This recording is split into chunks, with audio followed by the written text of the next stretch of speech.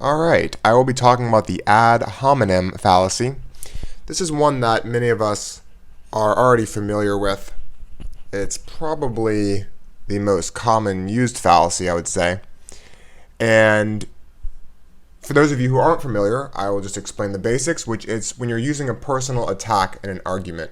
So it's not about logic. You're not going through the points on where they're wrong about something that they're saying. You're instead saying something about their physical appearance or their personality, something about their personal characteristics that is not relevant to the actual argument.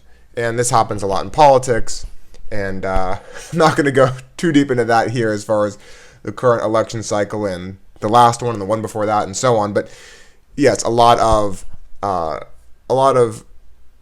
arguments are used, or I guess attacks are used, that don't have to do with substantive arguments, that have to do with someone's appearance and things that don't relate to really substantive issues.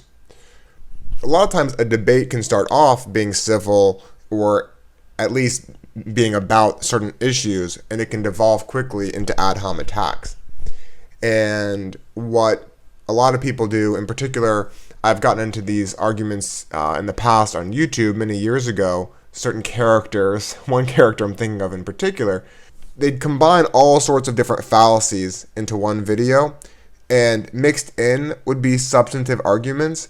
And so what happens is a lot of the audience would say, well, no, they argue against what they actually said here. This part was substantive, and you are supposed to sort of cycle through or rummage through all of the bullshit surrounding their actual argument, but meanwhile, they're manipulating the argument. They're manipulating people's emotions and their opponent's emotional state by trying to make them feel less than in some way with the ad hom attacks or other fallacies. So, and this is what people do oftentimes, even really intellectual people that are in debates.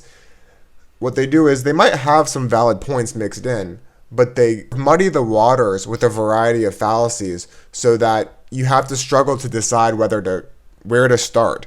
Do you call out all of their fallacies, and will you have enough time to really remember to get to the substantive stuff, or you just ignore the fallacies and go straight to the points that they actually made that might have some validity? And so it's very difficult. It can be very difficult, especially if you're restrained by time, if you're restrained by if you're working in a certain framework where you don't have an indefinite period of time to sort of break down their argument, or you can't even on the spot remember everything. So I think the key is, if you're communicating with someone, whether it's an actual formal type debate or just a romantic partner or a friend or whoever you're having some sort of disagreement with, if they go in the ad hom direction, the only way that you can really stop yourself from going there with them is you have to take a step back, take a deep breath, and call it out like it is, without excessive emotion, but with a certain confidence and strength. So, you could say something like, what you just said is not about logical argumentation. You are using attack language. You are attacking my character, which is unrelated to the truth of the matter that we are discussing. That's just an example. Some variety of that. What you said, this comment you made, and others like that, are not substantive. They're not related to the actual disagreement we're having. They're distracting from the issue we're disagreeing on, and you're making this about something that has nothing to do with this subject matter. The way that ad hominem is important also in a self-growth way, and when you're working just on yourself, not even in relation to others necessarily, is the way we use ad homs against ourselves in our day-to-day life. We might tell ourselves, I'm stupid. I always do dumb things. Why did I say that? Why did I do things that way? Oh, I can't believe I'm doing this again. Something to that effect. And it could be a variety of negative self-talk. But what I want you to do, and what I want myself to do more often, is when you're doing this, to actually take a step back and act like you are in a formal debate.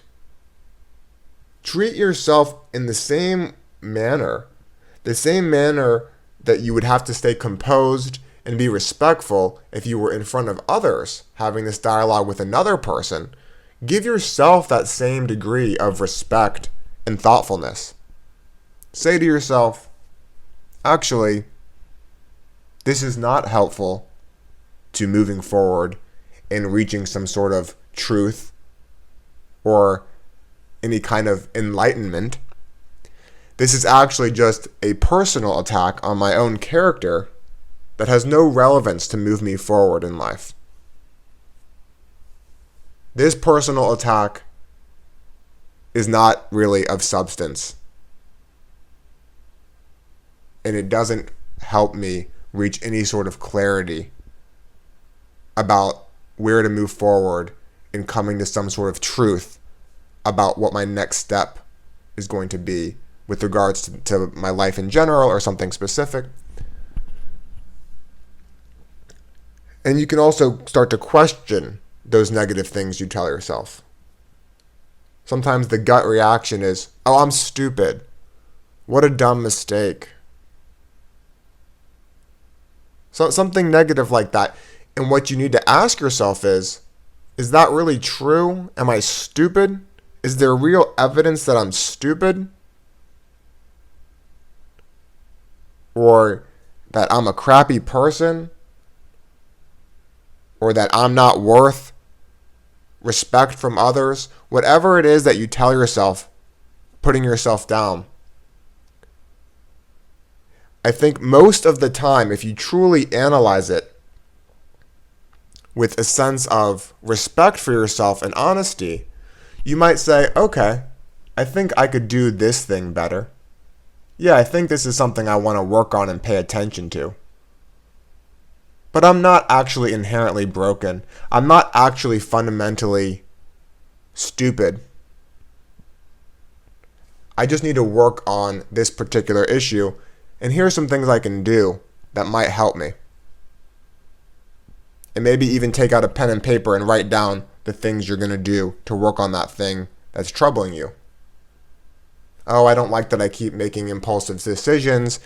I want to approach decision making in this manner. So do a little research. Jot down a few notes. But stop calling yourself names, because that doesn't do anything for yourself. Putting yourself down is just as useless and just as illogical as it is when you do it to others in a debate.